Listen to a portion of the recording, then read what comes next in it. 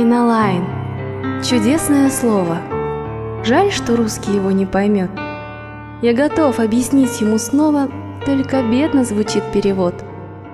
Айналайн, твоими губами, пусть нелепо оно звучит, но другими, иными словами ты не сможешь его заменить. Ты Сережу Есенина помнишь? Шагане ты моя, шагане. Айналайн, захочешь — запомнишь. Повтори Айналайн при мне. Пусть оно станет нашим паролем, именами твоим и моим. Мы, казахи, с любовью и болью о любимых своих говорим. Айналайн тебя называю. Если хочешь, понравится мне. Назови ты меня Айналайн, как Есенин свою Шагане.